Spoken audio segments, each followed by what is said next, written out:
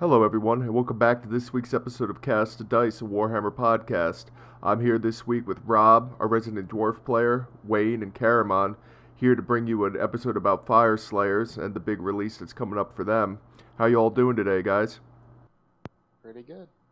Yeah, I'm fine. Yeah, me and Rob, we pulled an all-nighter last night filming the first battle report for the channel, so it was Death Guard versus Death Corps of Krieg. We were up until like almost 4 in the morning playing Warhammer. So me and him are both on our last legs right now. So you'll have to excuse us if we're not bursting with energy right now because we've been going ham in the paint trying to get some Warhammer content out there. So look forward to that, guys. It'll be up on the channel pretty soon. Actually, I'd expect it. If not this week, definitely next week. It won't take me more than probably 2 weeks to edit the thing. So it'll be out there pretty soon. Yeah, it's not a long game. No, unfortunately, I don't want to spoil anything for the battle report coming out, but the dice gods were not happy with a certain side of that game. So it was a bloodbath, and as the cameraman, I could tell you that I felt bad.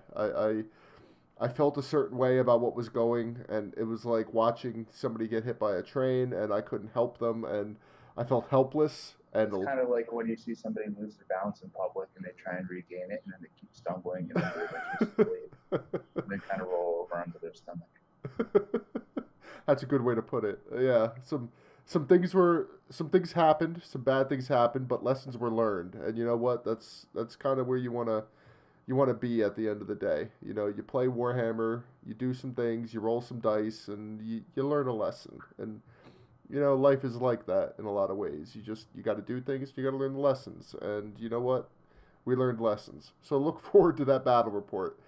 I'm sure you'll enjoy it as much as I did. The dice rolls will make you cringe. Just a fair warning, but it's a good time. Anyway, this week's episode, we're going to be looking at the Fyreslayers for Age of Sigmar. Now, they're getting their tome soon, and Rob, I know you actually have been working on Fyreslayers for the Year of War for our local shop. It's like a campaign slash painting competition for them. So you've been converting up like a frozen tundra theme Fyreslayers, right? Yeah, it's like Roman beast frozen.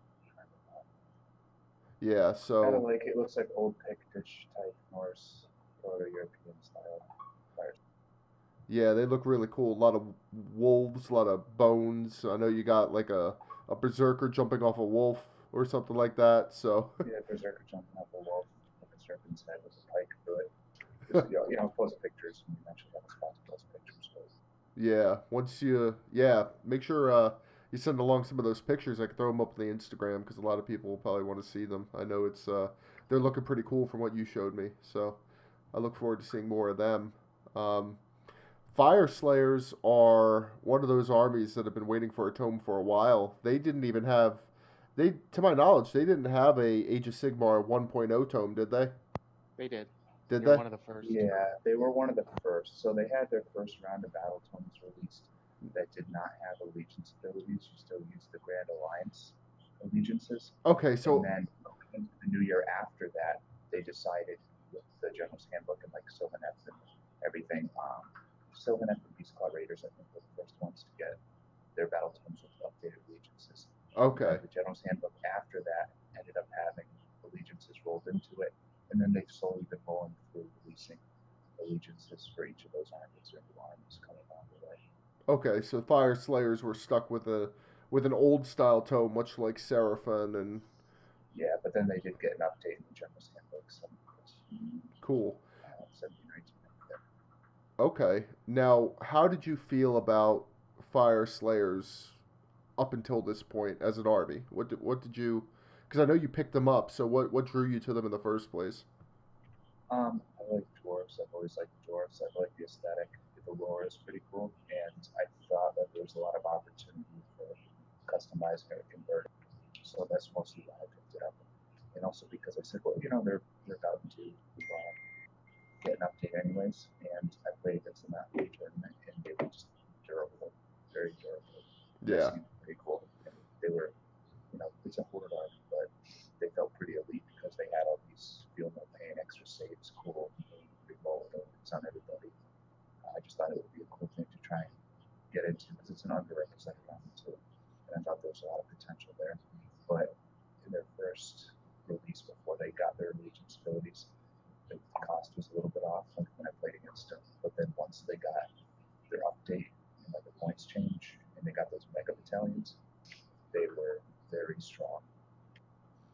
Now, how did you feel they fit into the competitive meta? Because I know you've been in a lot of tournaments. Did you see them often, or did they not really make much of an impact on the competitive meta up until this point? Uh, about like a year and a half ago, they were in a decent spot. They were workable, and then as things just started getting stronger and stronger, they got left behind. Okay, yeah. So being that they didn't have a new style tome yet, they just kind of got left behind as Yeah, over everybody the else was past getting year, their weapons. like over the past year, it was rough, and then over the past couple months, I think it got way worse. Yeah. Now, Caramon, I know you played against Fyreslayers a few times, right? Yeah, a friend of mine owns them, a small army, Okay. and we play semi-regularity.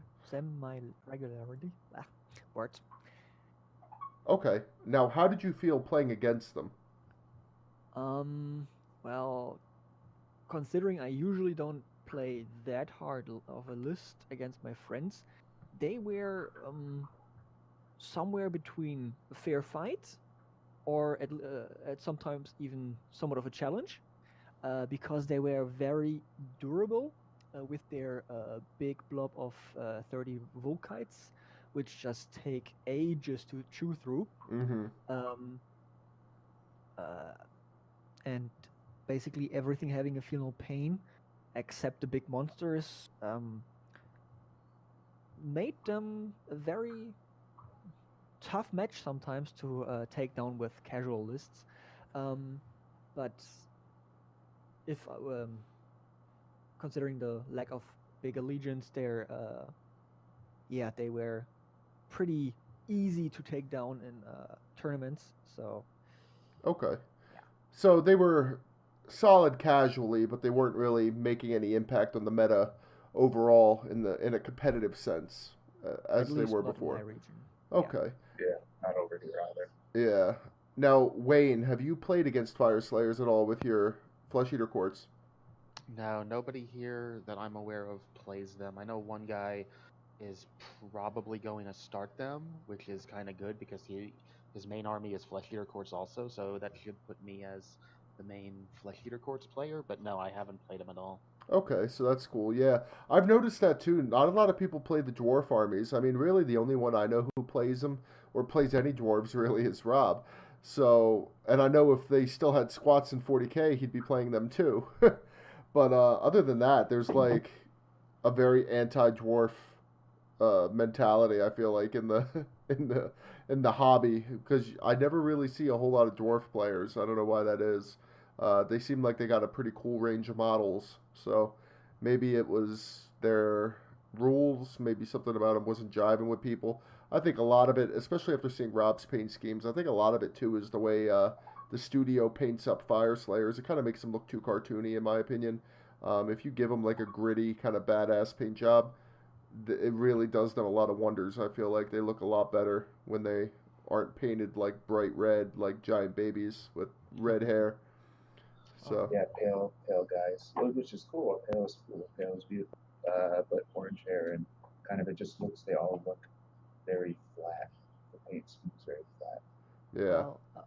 Well, locally we have like I think we had like 3 Fyreslayers and 1 or 2 Overlord players, but what I really saw them struggle with was at tournaments or even sometimes casual play, their armies didn't really get a grip on, so that kind of put it on the shelves for them. Yeah, so they just moved on to something else, and Yeah, yeah, the dwarf armies kind of got left behind. That's why I'm glad they're coming out now and they're updating Fire Slayers. I mean, as we roll into the main bulk of the show now, which is what we're talking about, the new update is seeming pretty spicy. I know as soon as it got announced, Rob, you were pretty excited for it. There's a lot going on with the new Fire Slayers. What are some of the biggest things that you see as far as changes go? Maybe start with allegiance abilities, since that seems to be kind of You the guys big. want to take it, or did you read, or you want me to talk? Because I read them. Yeah, talk away, man. Okay, so the runes basically stayed the same. Like one of the big changes is that rune of determination. It doesn't give you battle shock immunity anymore. It just gives you +1 bravery, and if you get the enhanced effect, you then you're immune to battle shock. Okay. I guess I'll figure out and explain it. So basically, at the start of the battle round, you can choose to activate a rune at the start of your turn, beginning of the battle round, at your turn, or the battle. Well, not the round, your turn. It's not like camp because the other side. It's very similar in that you make an effect and it's an army-wide effect. And you roll a d6, and on a 6, you get the critical effect. But there's ways to modify it with a lodge or with trait. But anyways, one of them's like he got nerfed. He was plus 4-inch movement, and the enhanced was also add plus 1-inch charge. Now it's +2 and +2. Okay. The others stayed the same as far as I know. Reroll that goes 1 army wide, and with melee weapons, and you get the enhanced attack +1 attacks characteristic. Okay. Other ones are like they changed the throwing axe ones. Throwing axes hit worse now, like on 5s and 5s instead of 4s and 4s. But the wound is add +1 to hit, and then I believe it's add +1 to wound. So you basically get them 4s and 4s. The old one used to be increase the range from 8 to 16. Okay. And you could reroll once to hit. So they essentially made it a wash. Yeah, and they changed it, but they added other ways. Basically, what they did is they took some of those enhanced effects or effects and added them throughout the army in different ways to be more reliable. But we can get into that later. Yeah. So essentially, to balance the entire army, they had to take certain things away from certain units so it didn't get out of hand. They effectively gave them back to the units, just they had to do it in a way that would affect the whole army rather than just that individual unit, because if they didn't change it, then those individual units would be absurd, is what it feels like to me. Right, like they don't want your elite guys with an enhanced rune piling in and attacking again. I mean, piling in and attacking even after they die. But they'll give it to your main battle line Volkite Berserker. Yeah. So they took it off the rune, and then they added it as an ability to one of your Berserkers, but not your elites. Yeah. Yeah, that actually makes a lot of sense to me, and it's actually that's a good way to balance a faction, I feel like, rather than just blanketing everything with certain abilities and hoping for the best. I mean, taking and a give and take really helps internally balance a faction. That way you don't have one unit that's just auto include that you have to put in every list and just spam the hell out of it. Nobody really wants that, so that's a good way to balance. Now, Fyreslayers don't have any mages, correct? No, they have priests. Okay. You can ally in Stormcast Wizards, which is not a bad idea, in my opinion. But you can, there's no, as far as I know, you can't unbind any spells or dispel any endless spells unless you give an item or an artifact to one of the heroes. Okay. Like the Battlesmith, he has an item where it's like everyone wholly within 12 inches and a 4+ ignores all spell effects or endless spell effects, or it lets them unbind a spell as a wizard with a different one. I have to look at the rules because I don't have Battle Tome yet. I just see what's been talked about. I don't know if they can dispel spells as if it's endless spells as if like a wizard at the beginning of the round. I don't know. Mm-hmm. Now, as far as the prayers go, do they have like a list of prayers that they could chant from, or are the prayers just kind of on the scroll? They have them on the scroll, and they can pick from a list. Okay. So like the list has, one of them is, target hero that's not on a Magma drop to pile an attack, like a combat base, just piles in attacks for free. The other one is like you add, it's -1 to hit to an enemy unit within 18 inches, which is really strong. Yeah. Because with that shrine, if you have some priest here, you're gonna get that on 2+. So on a 2+, a unit gets -1 to hit. I have to double check to see if there's rule 1. I don't know if you can give that to all your wizards and just hit a bunch of different units with -1 to hit. Yeah. I don't think they stack on the same unit as far as I know, but I'd have to double check. Yeah. The rule of 1, because they started changing that with the corn stuff. And then, like the prayers on the scrolls are like the Moon Smiter used to be able to just pick a unit within range.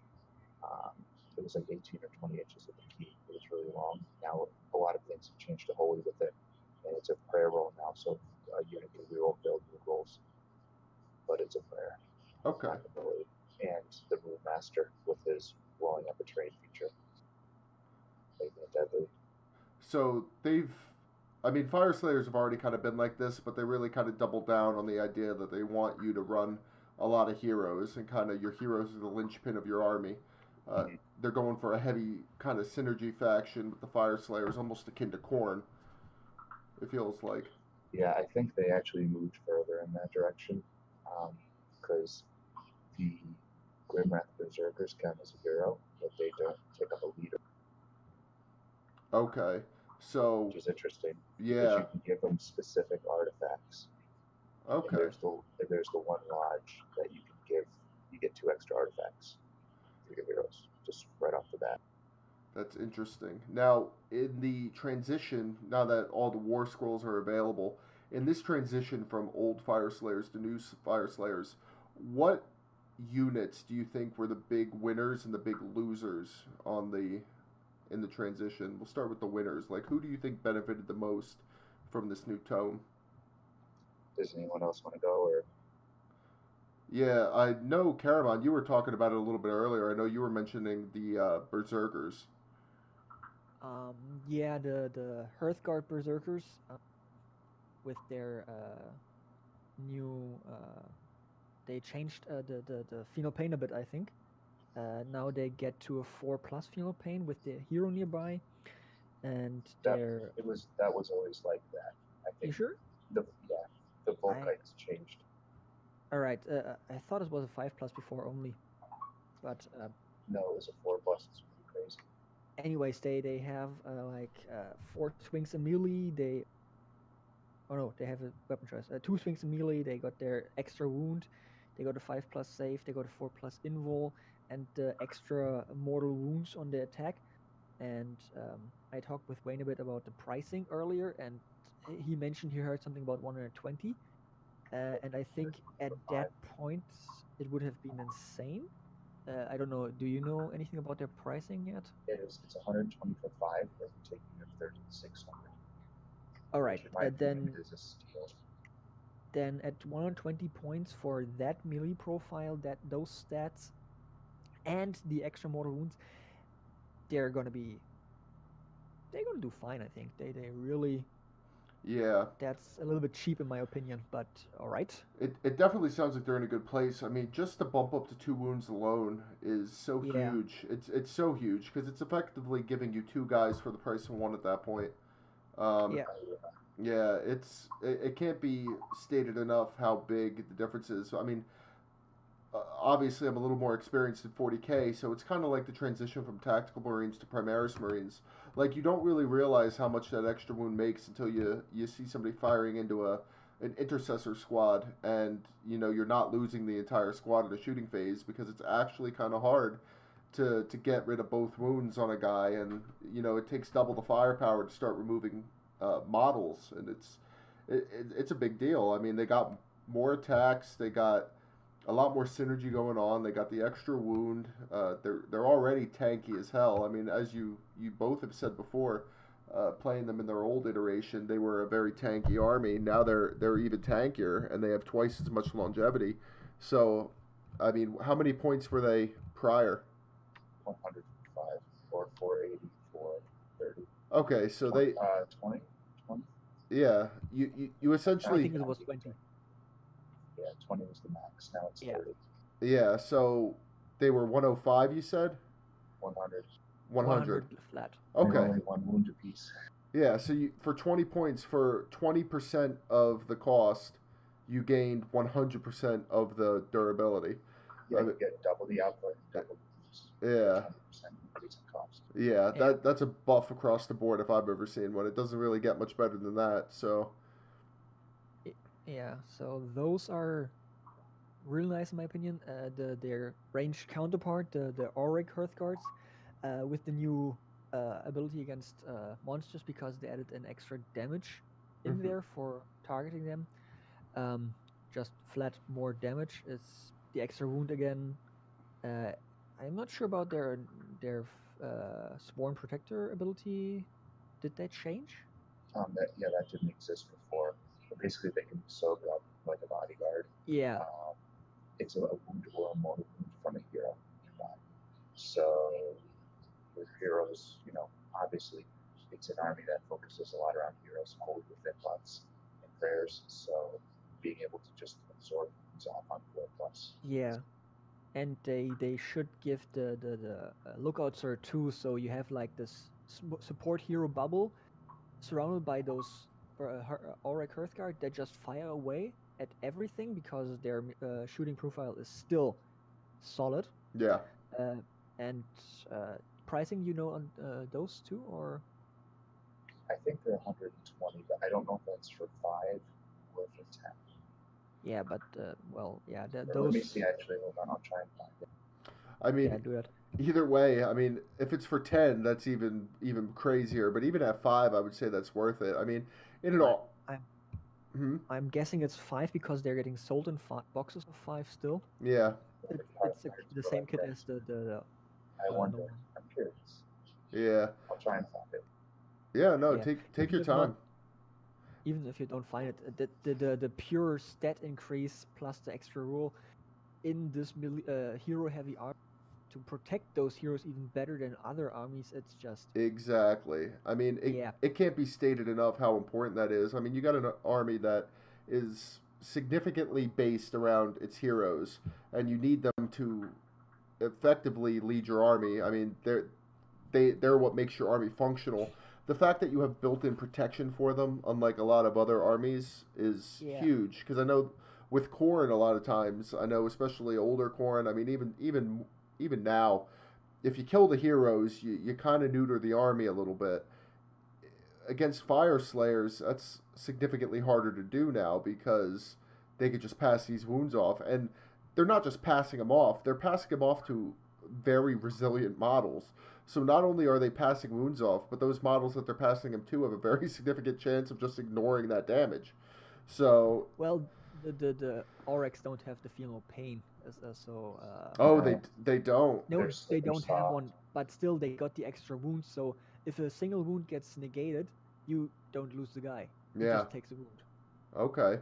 So that's still pretty solid. Yeah. So yeah, those two are my personal winners.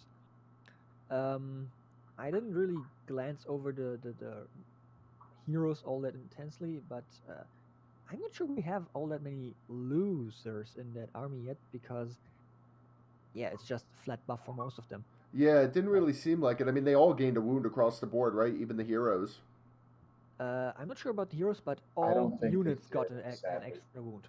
Like the Volkites got 2 wounds, the Earthward Berserkers, the Auric Hearthguard. Yeah, all I thought 2 that wounds. heroes did when they announced it. But let me just check. Rune Smiter, 5 wounds. I think he had 5 wounds before. I think Rune Master had 6. One of them had 6, which was odd. He still does. Rune Master has 6. Yeah. But like, I mean, they don't need an extra wound. No. They're hard to nearby. Now, how is the Magma Droth now? Because he was an awesome model, but I know I didn't really see him on tables very often. Granted, I didn't see Fyreslayers on tables that often, but did the Magma Droth change at all between old and new? Well, the good news is he's still an awesome model. You want to take it? I didn't read too much into the mount traits and everything about it. But I know there's one that's like natural 6s do extra, like wounds, I think, or wounds, like for mount trait. And there's one of the lodges lets every single Magma Droth in your army take a trait, which is crazy. And because mount traits can all be taken more than once, so depending on the mount trait, it can still be great. Yeah. But they're still 4+ save. You don't have to. Like it used to be, volcanic blood could hurt you, but you had to roll less than, if you rolled less than a number of wounds you took, you could do like D3 mortal wounds or something. I have to feel first of all, I don't know offhand because wait, I have it. Roaring Firestorm, right? Volcanic blood. Like you always, blood. Right, Roaring Firestorm and Lashing Tail, you always had to roll less than the number of models, which was okay because they were an anti-horde, like mortal wounds, just battery, like D3 mortal wounds. Yeah. Volcanic Blood, I have it. Roll dice each time a wound is allocated to this model. That's the new by a melee weapon, yeah. On a 4+, the attacking model unit suffers a mortal wound. So now it's just every wound has a chance to inflict damage. Okay. Mhm. So And you that's can't hit your allies anymore. That's nice. yeah, that is nice. That's pretty good because I Yeah. know that was one of the complaints I kept hearing back in the day was that the Magma wasn't worth taking because oftentimes he was just hurting your own guys. Yeah. So, I mean, that is what it is. I mean, I'm glad they Yeah. kind of turned that around. And the Moon Smiter on the Magma Drop used to be his whole grand ritual was everyone within 8 inches once per game. It didn't say what phase. Wait, I think that one didn't say what phase you had to do it in, Not but sure. everyone within 8. It was funny. It was a weird wording. Everyone within 8 could reroll failed until like the end of the turn or whatever. But now he increases save rolls for everyone only within 12 inches by 1. So if you're running into pure Magma Drop enemy and you have him and another Moon Smiter on Magma Drop, like pop him, you have a board of 2+ save Magma Drops. Huh. Yeah, that's pretty significant. I mean, it just kind of doubles down on that idea that they want Fyreslayers to be this very durable army. That they're definitely not an Alpha Strike army. They definitely seem like the Counter Punch army. They want to absorb the blow and then just maul you in prolonged combat. Yeah, I'm thinking that Magma Drops would be the offensive style. Vulnerable Lodge just gets you running charge and stuff, but yeah, I know what you're saying. It's they're tanky. They're meant to be hit by all the, you know how like everyone's talking about how oppressive all the new output is. Like nobody's, I don't think, is jumping up and down saying that Fyreslayers are overpowered because I think a lot of people just look at output when they look at how strong an army is, like in general, like Yeah. for some reason. Is well, this is the first thing that comes to mind. You know, oh, what can I kill? Like how much can I do? But looking at this army, the defense, the capabilities is just as ridiculous as Yeah. the offense of the other armies. Yeah. And there's a lot of utility to it. Especially in a game where you could be double turned. I mean, that ability to be able to take a punch and get stuck in and kind of withstand that kind of onslaught and then give it back in equal measure is pretty significant. And I do think you're right. I think it gets overlooked a lot in this game. There's a battalion where you mentioned the double turn, the Forge Brethren battalion. I was talking to a guy and I missed it, but Tom from Warhammer Weekly was like, oh, by the way, he's like, look at the wording. He's like, if you get double turned, because it's you pick a unit wholly within 18 inches of one of your Aura card guards in your enemy's hero phase at the start of their hero phase, and you give them +1 to save rolls until your next hero phase. So say you go first, then you buff up your guys. They get +1 to saves until your next hero phase. The enemy goes, you add another +1. They double turn you, you add another +1. Because it triggers again and again in their hero phase, not yours. Because you didn't have your hero phase yet. Right. And then you just had 2 free +1 save stacks on a friendly unit. It doesn't even have to be Fyreslayers. On a friendly unit. Huh. Until your hero phase. So that's a total of +3 to save rolls, pretty much. Yeah, the +2. I mean, you could throw a prayer for +1. You have your battlesmith for +1. Your shield gives you +1. You put another 2 plus, so you can get like +5 to your save rolls on a shield wall for berzerkers. Now, is that on just a model or is that on an entire unit? Entire unit. Oh wow, yeah. So say bye to Rend. I mean, yeah, you can give them a 2+ save, ignoring Rend like 1 or 2. Yeah, it seems like ranged mortal wounds are going to be this army's weakness. I mean, it seems like an army like Ironjaws is going to get fucking destroyed by Fyreslayers. I mean, yeah, because they just have a ton of attack.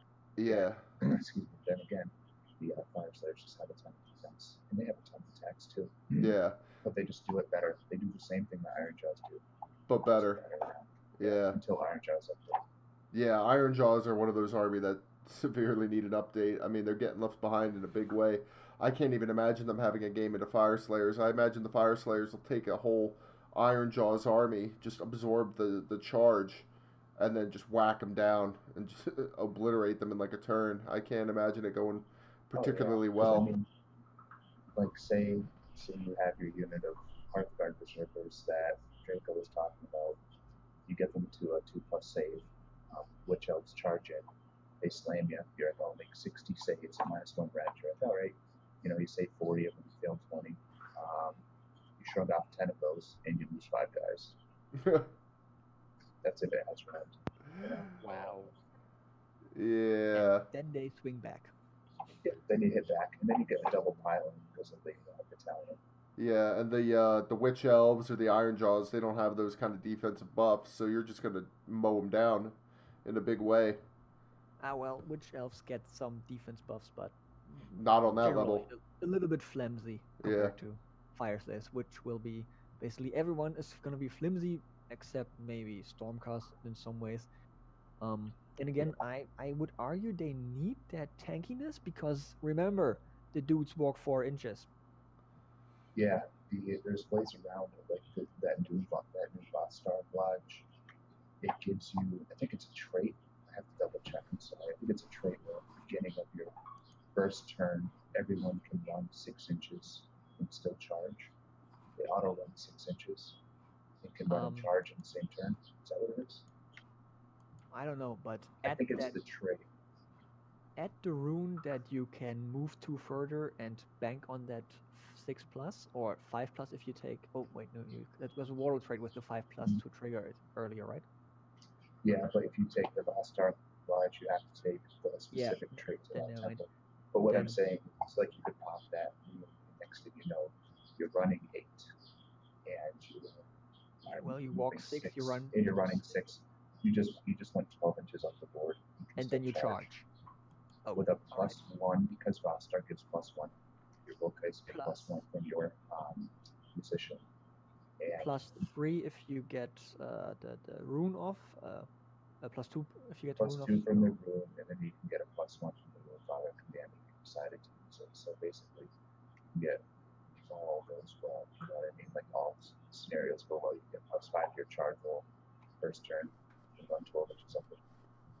So maximum possible covered ground would be 29 inches. True, but you know, again, well, it's one of those things where it's dice. Good to, it's good to pin them down, but just getting to the objective in the center of the board, or sitting there, and then you buff up all your saves, and you just sit there. Yeah. Huh. It seems like Fyreslayers actually play pretty similar to Death Guard now in that they want to kind of rush up and clog up the middle of the board and then just sit there and take all the objectives and just let you come to them and fight you in a fist fight on their terms. Like, they don't mind being charged. They just want to get you stuck in combat. So yeah, like you kind of want to get hit because then you can hit them. Yeah.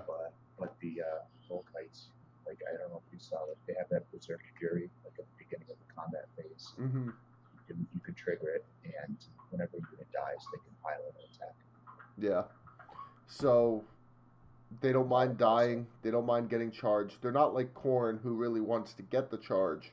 Like, they're perfectly okay setting up on the board. You can play tactically with them, set them up where you need them, and you could just let the enemy come to you, and everything should work out in your favor.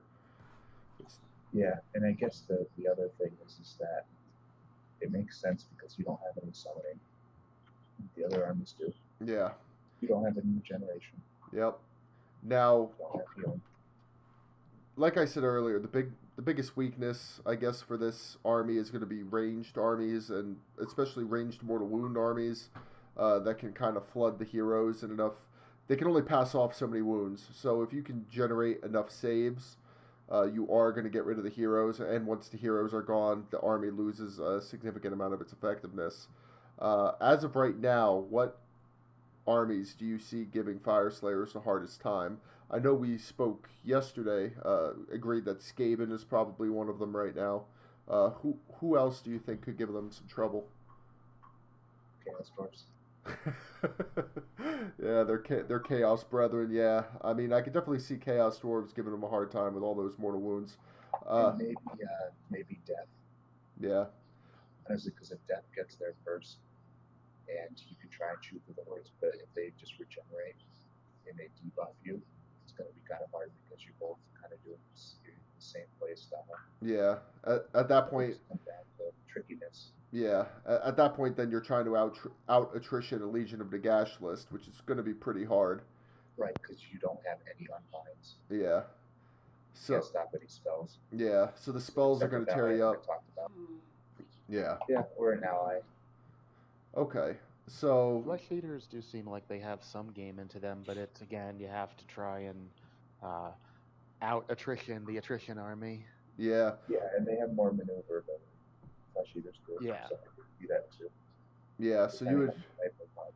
you'd have to be a pretty good player with Flesh Eater Courts, I feel like, to outdo Fyreslayers. I feel like Fyreslayers can kind of absorb a lot of their gimmicks, They but can. yeah, but if you're a savvy player, I mean, I could say that about any army, but I think Flesh Eater Courts in particular, because they're so strong, I do think you don't have to be a pro to beat Fyreslayers with Flesh Eater Courts, but I do think they're a little more. Fyreslayers definitely have good game into Flesh Eater Courts as well. I think a lot of it comes down to dice rolls, maneuvering, just kind of the flow of the game. Because if you think about it, the Volkite Berserkers, the common rule that you have is add -1 red. So say you have your Volkite Berserkers with dual axes out front, and you give them a +1 turn, and you hit like a terror guys with -1 to hit. So how many more attacks do you have? 2 or 3? Yeah. Say you buff that up to 4. I mean, you're fishing for 6s. Say you do 12 more wounds on them. You know, you're going to kill 6 Volkite Berserkers. Where then I want to hit you with 3+3+ -1 red, rolling hits. Yeah. Or 12 attacks, and just kind of pack away at you. Yeah, so they just want to drown you and just slowly grind you down. They're definitely a meat grinder army, which is good. I mean, there's not a whole lot of those. I mean, you could claim Legions of Nagash as one, but I don't really consider them so much a meat grinder as I just consider them I'm going to stall you with cheap chaff that isn't going to do anything either, and then just cast spells at you. Fire. Yeah, it's not impossible to have like 180 to 200 of Fyreslayers. Yeah. Like, I feel like Fyreslayers want to take their chaff, and their chaff is actually going to grind you up, too. Like, they want to pull you into their clutches, and then they could kind of grind you up themselves. That's what I consider a meat grinder army. Legions of Nagash is just straight attrition through numerous small bodies. I mean, it's kind of a different play style, so it's nice to kind of see that kind of tough brawler type army come forward. I would say they're probably the mirror of Khorne at this point. Khorne being the offensive brawler army, and Fyreslayers being more the defensive brawler army. What do you think? Khorne gun lines into Fyreslayers. Get out. They just got nerfed, so no cares. Damn it. But that wall is good. The Fyreslayer prayer. Yeah, let's talk about that. We'll talk about the endless spells because, with every big release that's been lately, they've gotten a scenery piece and the endless spells. So we'll talk about the endless spell first, since you brought it up. It's the runic firewall, right? Yeah. Yeah, I got the scroll for it right here, actually. At the start of your hero phase, one friendly Fyreslayer's priest can attempt to perform this magmic invocation. If they do so, make an invocation roll by rolling a dice. On a 3+, the invocation roll is successful. If the invocation roll is successful, set up this model wholly within 18 inches of that priest. The ability... That's a lot of range. Yeah, it's pretty long. I mean, the ability itself is model cannot see another model if an imaginary straight line 1 millimeter wide drawn from the center of its base to the center of the other model's base passes within 1 inch of this model. Yeah. And it counts as a model that you control. Yeah. So the enemy can't move over it like terrain. Yeah. And it also, you reroll save rolls of 1 for attacks that target Fyreslayers units wholly within 12 inches of the model. So Magma Draughts can pass across it, though, which is pretty cool. Mm-hmm. Yeah. Ally in a mage and take the Palisade, and then put both down. Yeah. Exactly. That's like... You just have a big wall with no shoe. Yeah, this is a really cool spell, and it actually reminds me of a lot of Warhammer Hordes. I know I mentioned that before to you, but this is probably the first kind of spell like this that I've seen in Age of Sigmar, and I kind of hope we see more of it. I mean, you've got Sylvaneth that can create trees and kind of create cover, but this is the first thing where you literally can create a wall. And even though you're creating terrain that you could still see over, you could see that model, that terrain, that wall is treated as if it's line of sight blocking. So you can essentially make your own line of sight blocking terrain, like a lot in Warhammer Hordes. I know Wayne, you played Warhammer Hordes as well. You could create clouds and stuff to kind of block people from seeing what's on the other side of it. I think this is a really cool spell that really kind of takes from that playbook. I'd like to see more of that in the future because I think it adds a pretty interesting sort of tactic to the game. Yeah, because I mean that's your main weakness is, oh man, they're going to throw debuffs on my guys, Yeah, or they're going to go, shoot my heroes away. And even though you might have your bodyguards nearby, it'll be blocking those crazy artillery pieces that move like 3 to 5 inches that can't move. yeah. Because warblade and cannons move how far? Off the top of my head, I would have to find my Skaven paperwork, but I think they move 8 inches. 3 inches. I just looked it up. So Okay. here, that's the thing. You smack this prayer down, kind of in front of between them and an objective. They're going to be trying to move around that 3 inches every turn, just not being able to shoot anything. Like just smack dab right in front of that, because the range is 18 inches. You just put it smack dab in front of that cannon, and it's wide enough so that they don't have to move 3 inches to the side, 3 inches to the side. They can't dispel this prayer. There's a chance. I have to read it, but I believe they said it's random if it goes away and you can channel it to keep it around. They can't get rid of it. Yeah. They will deploy, and they'll have to try and move their cannons and their artillery around this to try and get line of sight, which they won't be able to do for multiple turns. Yeah. You just made their cannons useless. I mean, it's really cool too because it kind of fits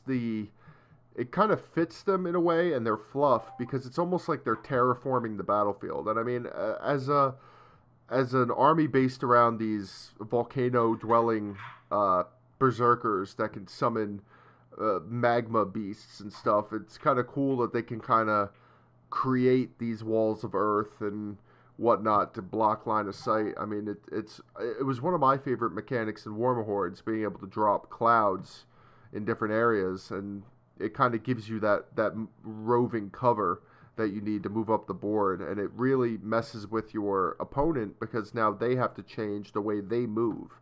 So not only are you protecting your own guys, you're forcing your opponent to move in a way that you want them to, not in the way that they want to.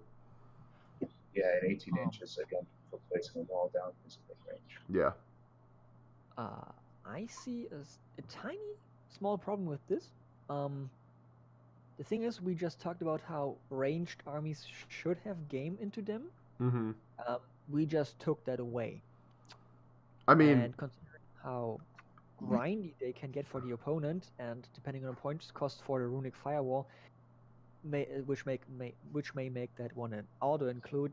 I think the points like 30 or 40 points. That's an auto include. Oh, so, yeah, we have and with that forge it goes on. Yeah, so we just took away the biggest weakness for them, and which leaves them with what? Achilles heel now. Mobility. Yeah, I guess. Yeah, you're right. Which they also kind of get around with the shenanigans we mentioned earlier. So.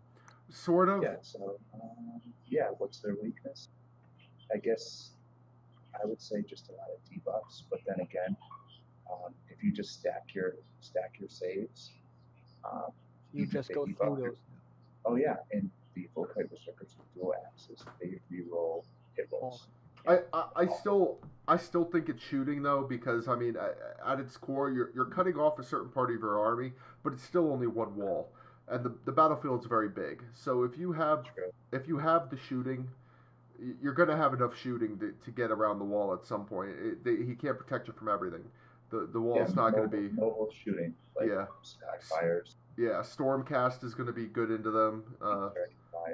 Deep Strike and Stormcast. Yeah, so it's. Wow. I mean, your Skaven warp cannons aren't going to be tearing them up, but burrowing. If they decide to burrow up some Storm Fiends or or something crazy like that. I mean, there are ways to get around it. Skaven I have a mean, lot of tricks up their sleeves, so they'll probably have some game into it.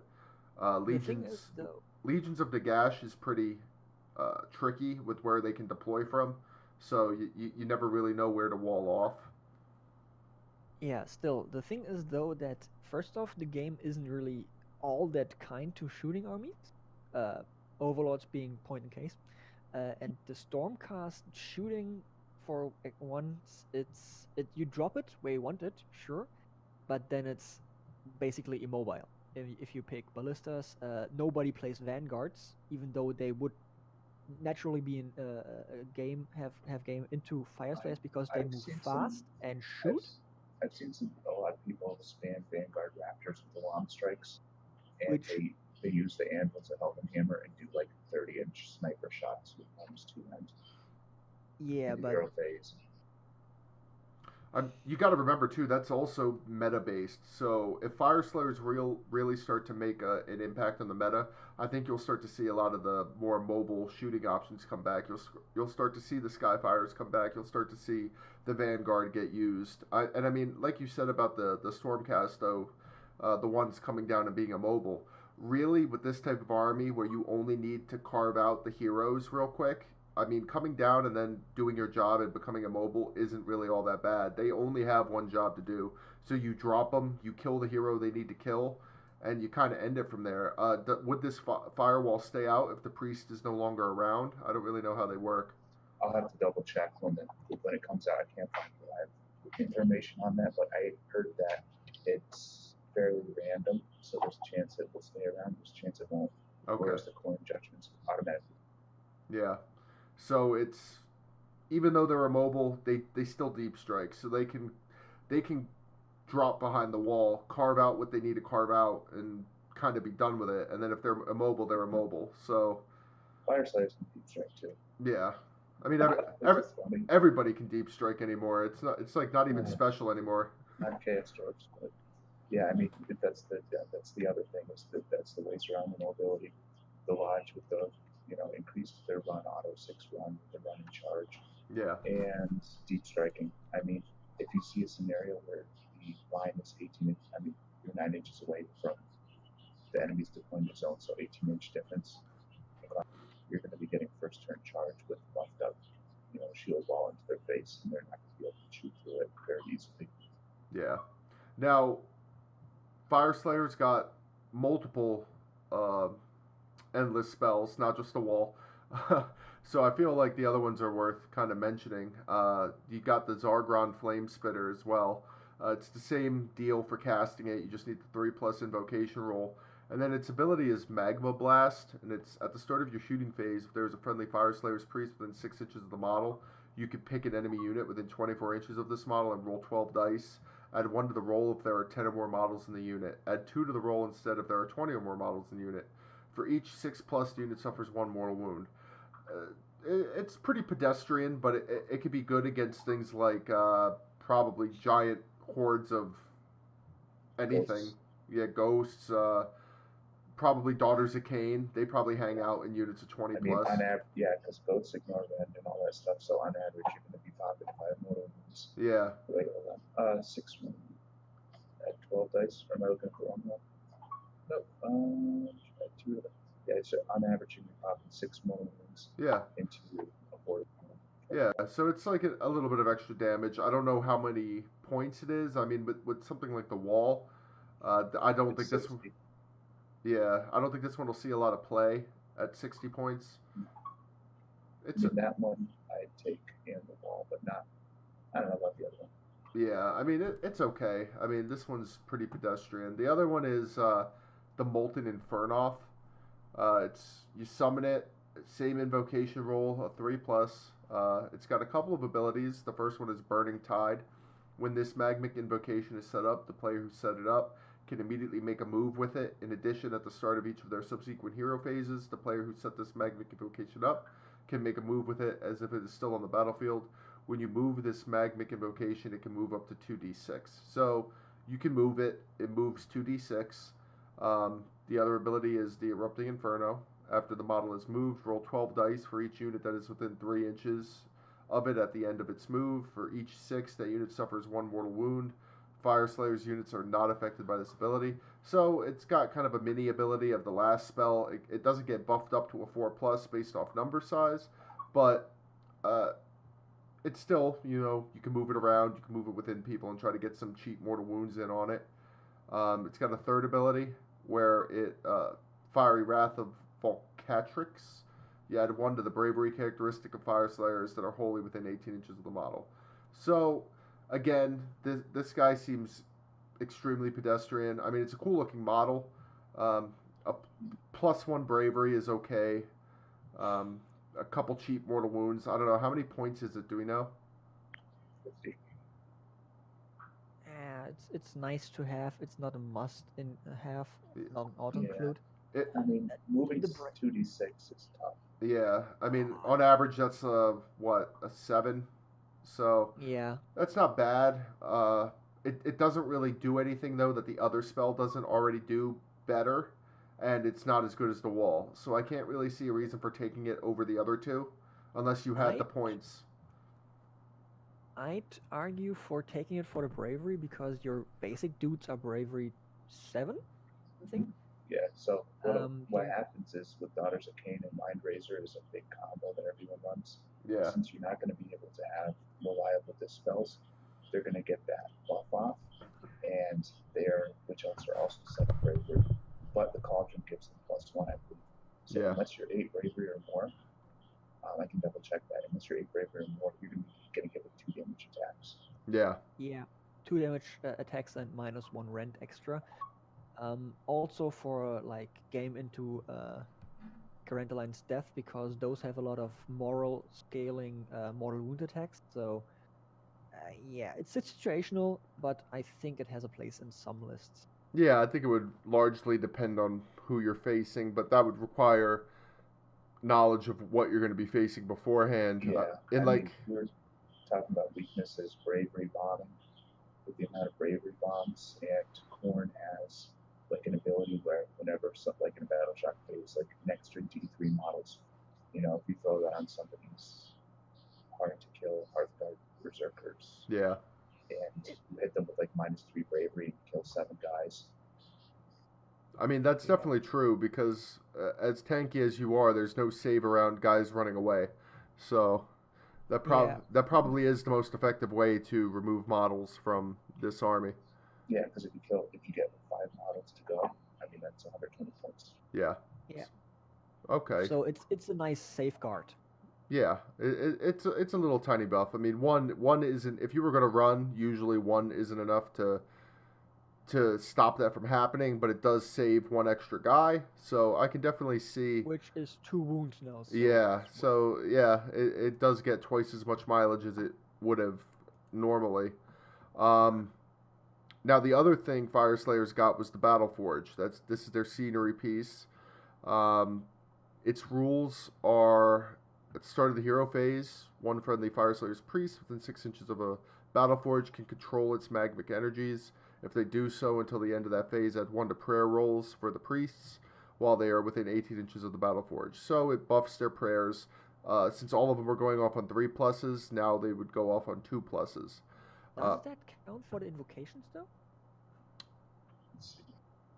I don't Do know. they count as I think they should count, but I'm just not sure because it says magmic invocations, not prayer. Yeah, that's true. Yeah, so it says Fyreslayers can attempt for. Yeah, it's an invocation. So yeah, it's just for their prayers. I don't know what their prayers normally go off on. I'm assuming it's a 3+ or a 4+.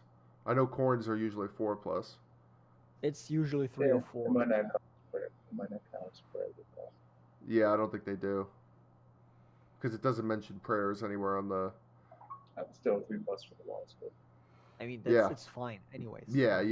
That's 2+ more than. would be busted. Yeah, that'd be stupid. So, I hope GW doesn't hear me say that and think that that's what I want, because I don't. I don't. I'm probably gonna have enough fits with that wall as it is when I do eventually play against Tell these. me about it. I play Vanguard. Yeah. Now you could spend the forge Once per battle at the start of your hero phase, one friendly priest within 6 inches of the forge can spend all of the forge's energy instead of using its Molten Blessing ability. If they do so until the start of your next hero phase, you can reroll save rolls of 1 for friendly Fyreslayers units on the battlefield. However, for the rest of the battle, Fyreslayers priests can no longer use the Magma Battleforge's Molten Blessing ability. So, once a battle, if you know that you're about to take a lot of damage, you can just blow this and reroll all your saves of 1 for everybody on the battlefield, which seems pretty good. Yeah, I mean, a lot of people were complaining about it. It was probably the most complained about thing in the group, second to losing your Berserker Fury save. But I was actually kind of like excited when I saw it because I was like, oh, this means save stack. So I was like, oh, save stacking is coming. So Yeah, it's not that bad because there are so many ways, like you said, to stack saves. If you have multiple units with a 3+ or your main unit with 2+, and they're very far away, and you don't have a Berserker cast Mystic Shield, you can just pop that and say, yeah, I don't care if my prayer goes off on a 4 or 3. I'll take the rerolls for not losing many models. yeah. Now, with all this new stuff, Fyreslayers definitely seem like they have the tools to go far competitively now.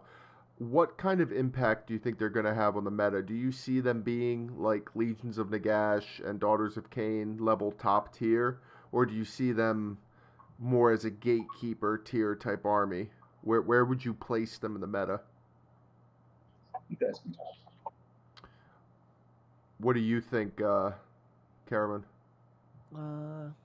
It's tough without knowing the exact point costs across the army for everything, but I think they have the tools necessary to play up there with, well, maybe not directly with legions, but I think they can give them a hard time. Yeah. It's hard to say for sure without having it in front of me, so I'm gonna be like, this is just my first impression. No? Yeah. But yeah, I think they have the necessary abilities to make it. Yeah, I would have to agree. They seem like they definitely have the durability to make it far. They can handle a lot of the things that are going to be thrown at them by other armies. I'm not a competitive player myself. I want to be eventually, but that's for another time. I do, however, know the meta, and it seems like a lot of the things that the meta throws around, these guys can kind of take and turn it back on what they're playing. So I definitely can see their toolkit really helping them in that scene. Wayne, you play Flesh Eater Courts, who are kind of high now themselves. How do you feel as a Flesh Eater Courts player? How would you feel coming up against Fyreslayers, and how do you feel about them in the meta? I think that, at least from what I've seen, they're going to be really strong. They don't seem like balls to the wall broken, but they definitely seem like they're going to be up there. Yeah.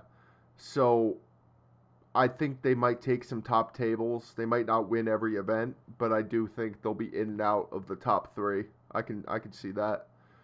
Yeah, I don't think they're going to be like the meta list to beat, like how Legions are or Daughters of Cain are, where they are the meta, but I definitely think you're going to see them doing really well, and they're going to be the sort of army where you need to have a plan for, if and when I face Fyreslayers, how am I going to deal with that? Yeah. Now, as a Flesh Eater Court player, with your tools, how would you go about facing them? Without knowing specifically about them, because like I said, nobody here plays them yet, I would probably try to out attrition them as best as I can. I mean, the main thing with Flesh Eaters is that I can keep bringing guys back. What does scare me though is the number of you killed me and I get to attack you back, because I've played Blades of Corn a lot, and that usually is where things go south for me, because I'll kill you and then you'll just attack back and wound my guys or kill my guys or whatever. But rough plan would be trying to slow them down more, like the barricade, might be really good because it halves your movement speed and they're slow. Something like that. A lot of ways to bring guys back. So, okay, you killed 20 guys. I'm going to get 20 guys back the next turn, that kind of stuff, and slowly whittle them down, or just focus on the objectives. And here, you can go play with 80 ghouls, and I'm going to go get the main parts of it. Yeah, I'll be curious to see how that ends up going for you. You'll have to let me know when you finally get a chance to play them, because I'll be curious to see if they can out attrition Fyreslayers. I think it'll be an interesting race to see who can. I don't think either side will table the other. It'll be interesting to see who can kind of dominate objectives better at that point. I'll be very curious to see that. So yeah, I do know.